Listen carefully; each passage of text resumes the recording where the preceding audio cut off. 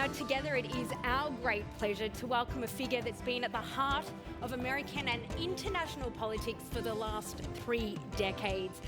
A politician, diplomat, a lawyer and a writer, Hillary Rodham Clinton, former United States Senator for New York and 67th US Secretary of State.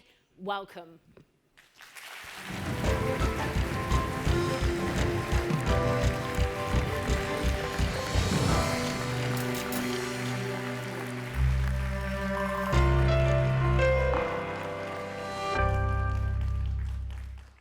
So, Secretary Clinton, this is a great honor to welcome you in Paris at this Amundi World Investment Forum.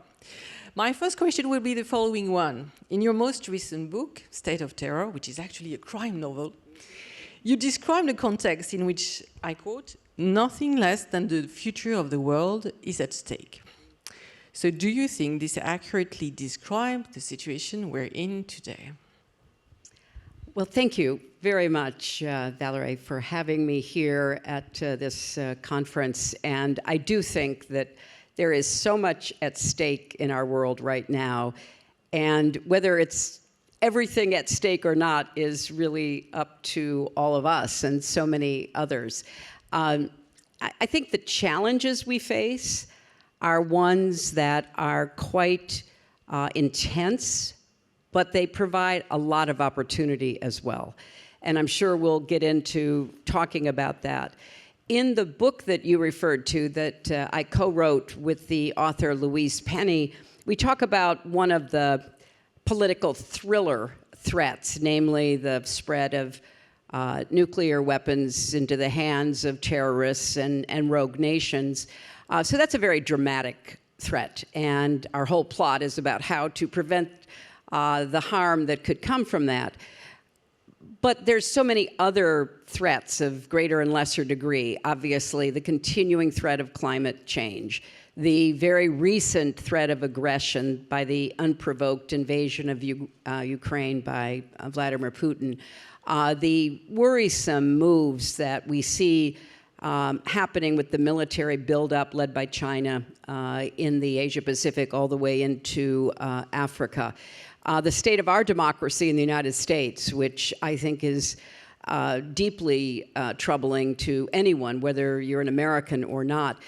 So we can talk about some of those, but I think there are opportunities, but they really require people to be very clear-eyed about what we can do together, whether it's on climate change or trying to prevent military aggression. Well, thank you very much. Earlier this morning, we heard from Olivier Blanchard and Pascal Blanquet that fiscal policy is actually taking the driver's seat in addressing challenges such as financing the energy transition. So where do you think public money can be best spent today? Well, first of all, let me say that I think, in an ironic way, the invasion by Russia of Ukraine can accelerate the clean energy transition if we are smart about it. And by that, I mean, Russia's economy, as you know, is primarily dependent upon oil and gas. And oil is a global commodity, shipped around in tankers throughout the world. Gas is a much more difficult commodity to transport. It needs pipelines or it needs liquefied natural gas, which is often difficult to either afford or to distribute.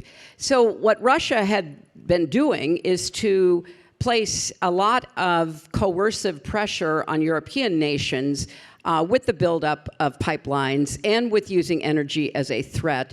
That has now been diminished because of their aggressive behavior. I think this gives the world, but particularly Europe, an incredible opportunity to try to accelerate a transition. Some of that transition obviously will mean getting other sources of natural gas in the short and medium term. But it should accelerate creativity, research, production of not just solar and wind, but long-lived batteries, electric heat pumps, because the natural gas coming out of Russia has been used obviously to heat and power buildings and homes and industrial production of things, such as fertilizer. There are ways of replacing that. So ironically, this aggressive behavior by Putin may help us move more quickly toward a clean energy transition. And obviously that needs to be accomplished through partnerships between public and private investment. And I think countries which have made tough decisions, like Germany did with ending the Nord Stream 2 pipeline, they're going to need both a national investment strategy plus trying to attract private investors, but that's true for much of Europe. Absolutely. So which are the best ways to channel private money actually there? I think there are a lot of creative ways of doing this. And as I say, I think it starts with partnerships.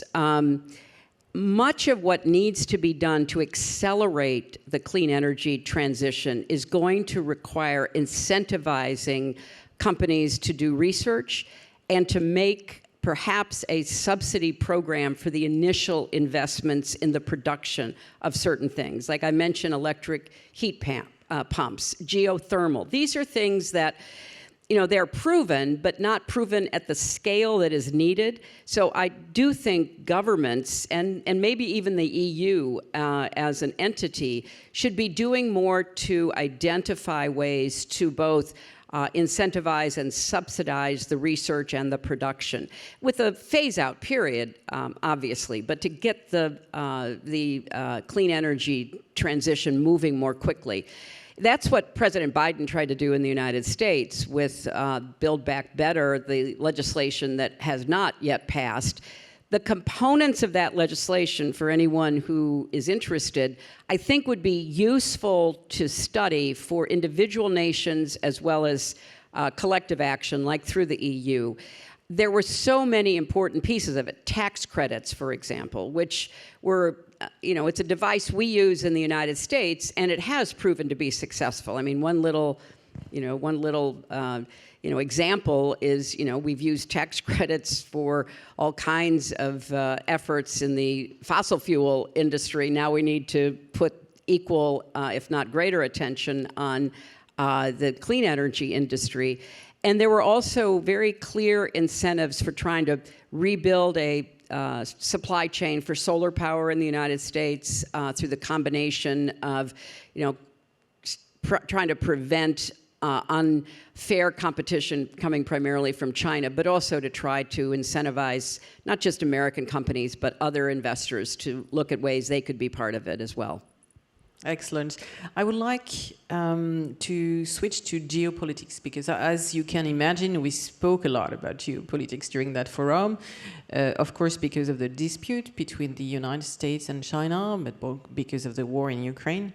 So how do you see the geopolitical landscape evolving, and how do you expect the relationship between the United States and China to develop in the next decade? Well, how much time do we have? I think that the relationship between China, to say very simply, and the United States depends upon the leadership of both countries. And we have a real-world experience of that. Our prior president, Donald Trump, had a very limited view of our relationship with China. As far as I can tell, his only policy were tariffs, and the tariffs were, unevenly applied, disruptive, but hardly impactful in a way that would have changed behavior.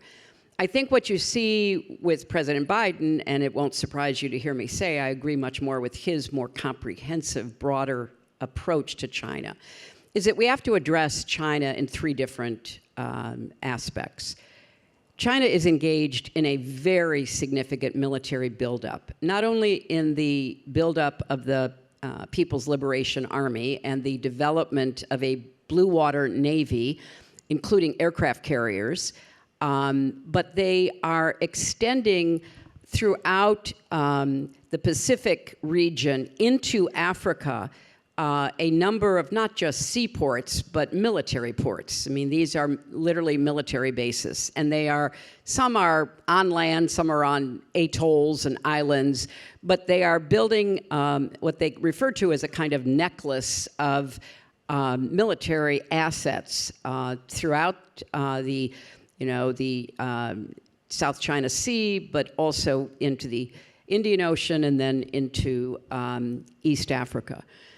They're also engaging in a lot more aggressive behavior. If you read the news in the last few days, they have tried to intercept Australian military planes.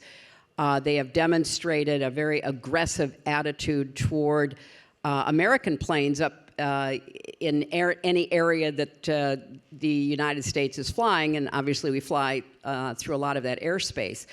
So it's not just that they've been building, which is something we've watched for a long time.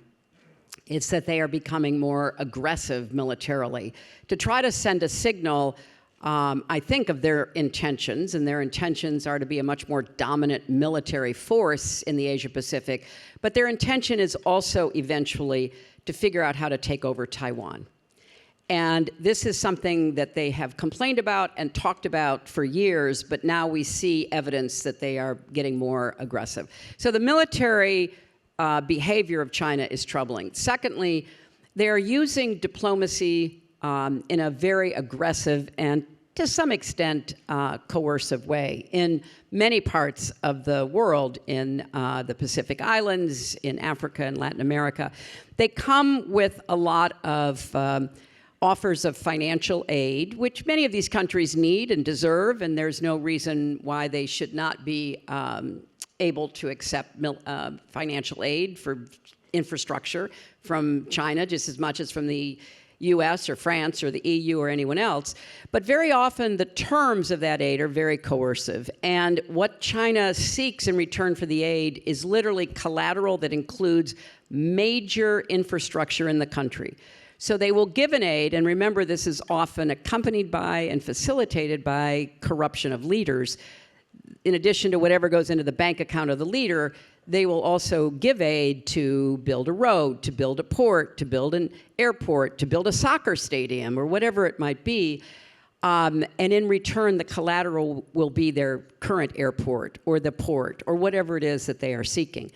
And I don't think, speaking from the U.S. perspective, I certainly don't think the U.S. has paid enough attention to the implications of that, nor do I think Europe has, because this is a very threatening situation for those countries and eventually for their stability. The final thing I would say is that, China has been going through some difficult times, like the entire world has, with the pandemic. The lockdown in Shanghai was very severe, and they've had economic challenges. They've also had a much more vocal level of unrest from the Chinese people, largely because of these lockdowns and because of declining economic growth. So I think China's internal national challenges are going to cause them to have to pay more attention to what they do inside China. But sadly, I think, as is often the case with authoritarian regimes, in order to divert attention from what's going on inside China, they may become more aggressive, both economically and militarily, outside the country. So we have to look at all of that, and we have to be much more focused on creating different supply chains, not being dependent upon China as much as all of us were in the past, and looking for smart ways, the way Biden has done with what he calls the Quad, which is India, Australia, and Japan, to try to build up a more unified front against Chinese expansion and aggression. Speaking about geopolitics, of course, we need to speak a little bit about the war in Ukraine. You have, of course, dealt directly with Vladimir Putin in the past, and you've been saying for a while that he might start a war like that. So, based on your experience, what is he aiming for, really? And how do you envisage a peace agreement? Well, I think Vladimir Putin has signaled what he's looking for quite a number of years, but I think he told us explicitly what he is looking for in an interview just yesterday, when he said he wants to be like Peter the Great. And many of us have said that, we've speculated it, that he wants to rebuild imperial Russia. He said when the Soviet Union fell, it was one of the great historic catastrophes in the history of the world. So we've seen that, and we've been able to kind of imply it from what he's been doing. But yesterday he said it. And if you recall the history of Peter the Great, he intended to expand the Russian nation, and he was obviously an imperialist, and he waged a war against Sweden and Northern European countries and the Baltics for more than 20 years. So I think this tells you what you need to know about what his ambitions are, both his personal ambitions, which of course he sees as the same as Russia's ambitions. He is the state. And he has been quite aggressive in the past. Remember, he did invade Georgia, and we all criticized it, those of us who were in government, but nobody did anything. He seized 2 provinces there and has held on to them. He invaded Ukraine before, as we know, in 2014 and 2015, and seized Crimea and other parts of eastern Ukraine. And again, nobody did anything. Nobody said anything. I think he was biding his time, and this is my personal opinion, because Donald Trump had said he wanted to take the United States out of NATO. And people who worked with Trump have since verified that if he had been elected to a second term, he would have pulled us out of NATO, like he pulled us out of the Paris Climate Accord, like he pulled us out of the agreement to prevent Iran from getting a nuclear weapon. So I think for Putin, he was biding his time. Why start a war if you're going to have a president in a second term who will basically defang the ability of Europe and the United States to defend anybody in Europe anymore. And so why not just wait? I think he realized after Trump finally was clearly not the president, although Trump doesn't yet believe that, but it is the fact. He finally said to himself, well, why am I waiting? Let's just go right ahead. And he had been convinced, as authoritarians often are, by people who tell him what he wants to hear. And what he'd been told is, you will get to Kyiv in 3 days. You will be able to remove the government of Zelensky, install a puppet, and you're going to control Ukraine. The entire, not just the pieces you've already taken. Well, it didn't work out very well for him, thankfully. And the Ukrainian people and their leadership have really demonstrated extraordinary courage in the face of relentless bombardment and the pulverization of their cities. And I am very proud of the way that NATO and the EU have worked together. We've presented a united front against this unprovoked invasion. And we've done it by not only providing Ukraine with military equipment and weapons to support themselves, defend themselves, but also by these sanctions, which, as I said earlier, are not only causing the Russian economy problems, which we hope eventually leads to a recalculation by Putin, but may accelerate changes that will be for the benefit of Europe. Speaking about NATO and the EU, what do you think will be the relationships and the different relationships between the United States and the European Union in the next decade as well? Well, I think it's quite, quite an exciting development that after 4 years of a United States president that denigrated Europe, denigrated NATO, our president now, who has worked very hard with leaders of Europe to rebuild the credibility of NATO, to show respect toward the EU, that we have this real world experience now, seeing a united Europe, with the occasional exception of Hungary, but mostly a united Europe, both because of NATO and what it can do militarily, and because of the EU and what it can do with sanctions. And much to, I think, Vladimir Putin's surprise, his invasion has prompted Sweden and Finland to say they want to join NATO. Two countries that, for obvious geographic reasons, being so close to Russia, and Finland having been invaded and having to have fought Russia before, are now saying we need that collective defense. And if you listen to the leaders of the Baltic states, of Finland and Sweden, who now want to get into NATO, of Poland, you know, they were never, I think, fooled by the idea that they could relax their guard against Russia. They had enough history to remind them every day that there was a continuing threat. They hoped it would be never something they had to deal with. They hoped that they could have a good relationship with Russia, but they were never off guard. And now for Sweden and Finland to say, we want to join NATO, gives such a lie to Putin's propaganda. So I think this has been a high point for both NATO and the EU, and I give the EU a lot of credit for the way it has managed sanctions and convinced member states to make some sacrifice, particularly because of energy, in trying to put pressure on Putin to end this war of aggression. As we're speaking about energy, we'd like to come back a little bit on energy transition that you addressed in your introduction. COP21 and COP26 have been very important. That led governments to step up their commitments. We will soon have the COP27 in Egypt this year. As you were mentioning it, last year, President Biden actually pledged that the US would cut its greenhouse gas emissions by 50%. By 2030, but you were saying the Build Back Better plan is facing resistance in the Senate today.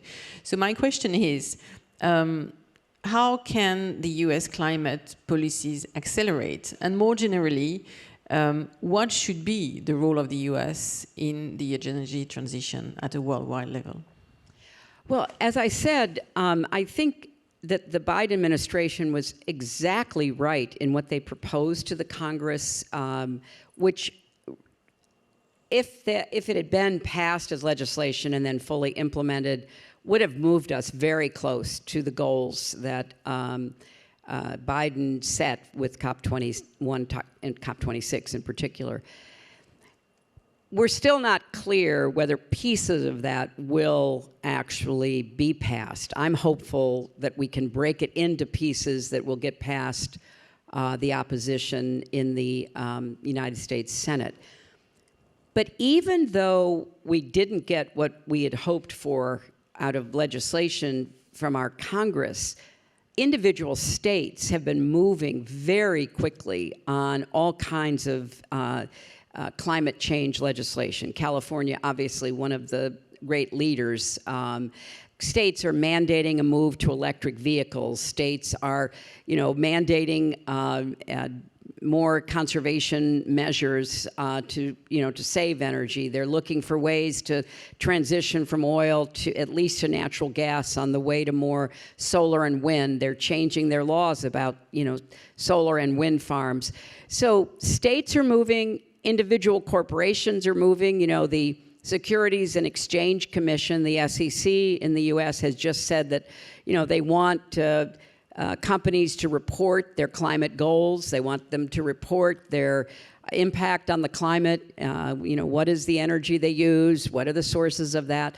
So there still is a lot of forward movement in the United States, not as much as I had hoped for when the Biden administration introduced the Build Back Better, but there's a lot of other players in that space, and I'm still hopeful that something will come out of our Congress as well.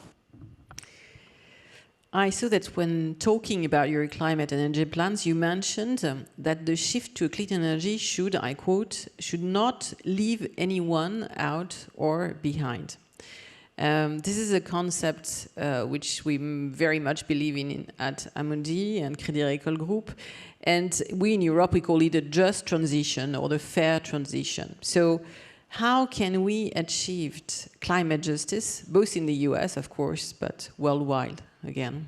Well, I'm so glad Amundi and your related groups have that understanding and that commitment, because I think the private sector, and particularly the finance sector globally, can do a lot to try to ensure more fairness in a climate policy and in a clean energy transition.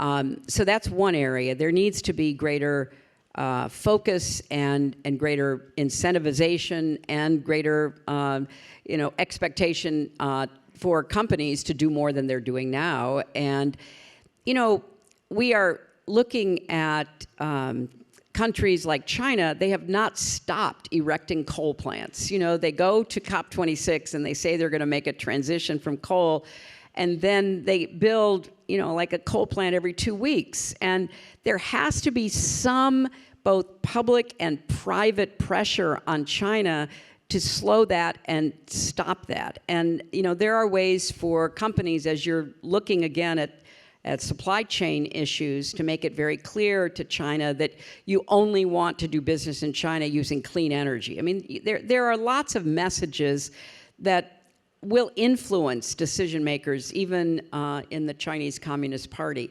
So companies have an opportunity. I think governments have to do more to make it clear that they are not going to permit the continuing inequities in the effects of climate change on the poorest of people in their governments and in their countries. So, for example, we know that in the United States, the people who suffer the most from displacement by flooding, from respiratory disease because of pollution and other effects of climate and environment, are among our poorest. And they're also usually minorities. They live in communities that are filled with all kinds of manufacturing or energy production that we know is not good for the health, particularly of children. Governments have to do more to try to increase the pressure and the incentives for transitioning away from that. This is complicated, I know that, but everything from finally regulating ocean cruising to shutting down polluting plants to looking at how we're going to try to mitigate against the effects of climate change in coastal areas. I mean, all of that should be at the top of any government priority list for meeting the goals. It's a question we have in Europe, of course, today. What do you think the US government will do if the price of oil is getting too high for people in the United States? Well, we know that the price of gas has skyrocketed in the United States, and there's there are two major drivers. One, overall inflation, which we know has impacted other things besides energy, but also the war in Ukraine and the tightening of global oil supply. So the Biden administration is obviously working very hard to convince OPEC nations, led by Saudi Arabia, to increase production. Now, you would say, well, that runs counter to climate change goals. Well, it does, but it's a necessary fix at the moment to try to help people, pay the cost of everyday living and certainly everyday transportation. But it should also push us to move more quickly on transition. So I think you'll see in the next few weeks, it was just announced by the White House that President Biden intends to go to Saudi Arabia sometime in the next weeks. I know that the top issue on that conversation will be oil, supply and price. So if we can increase the supply, at least temporarily, to try to drive down the cost, that will give us some breathing room. And I know that's what they're trying to do. They're trying to do the same with natural gas to help Europe get an increased supply. A lot of conversations going on with Qatar, for example. As you can imagine, we covered a lot of topics during these 2 days, from geopolitics to economics, from energy transition to changes in the financial industry, which are important. I think we all agree that we are facing some challenges for the next few months, maybe years. They will require a good dose of optimism, I think, but they will require, above all, actions. So my last question is, what does real action look like today for world leaders, in your opinion? Well, let me start on the optimism point. I mean, honestly, I choose to be an optimist. I'm, as my late friend and predecessor, former Secretary Madeleine Albright used to say when asked, she'd say, "I'm an optimist who worries a lot." I think that's a good description for many of us right now. Being optimistic about what can be done in the public sector, the private sector, individually, and even families and communities, is just a better way to live. I mean, that's what I choose. And so I think your mention of optimism is very important right now. That doesn't mean you can just sort of sit back and hope things work out all right. It requires concerted action. It requires companies taking a hard look at what role they are playing and could play in dealing with a lot of these issues. I'm very impressed by the companies that pulled out of Russia. That was not an easy decision. It was a very difficult decision. I know for a number of the American companies I'm familiar with, it was a big loss, but they did it, and they did it because they were appalled by the behavior of Putin, and they wanted to send that message to the Russian people if it can get through. So companies can do a lot more in asking themselves, I mean, how do we stay profitable, and how do we move into the future, but how do we do it in a way that does as little harm as possible to the climate, that does as little to support authoritarians, because we are in a struggle between authoritarianism and democracy, and that is going to play out over the next several years. And for governments, I mean, it's very difficult to be in government right now. It's always been hard, and I understand how easy it is to criticize people in government. I used to be in government, now I'm not, so I've taken it and I can give it. But I think it's really important for people in government to try to do a better job explaining what is at stake and trying to encourage and marshal more public opinion. And I would go back to Zelensky as a model.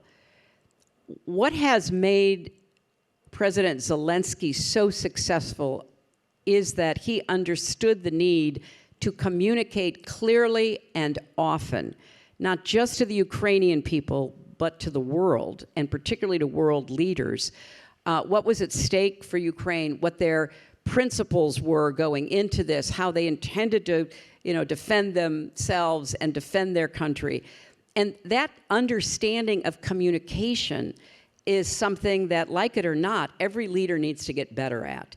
Right now we have had some performers in politics, and they're great at performing. They make people laugh, they are outrageous, they do things you can't believe, but they don't actually do anything except perform.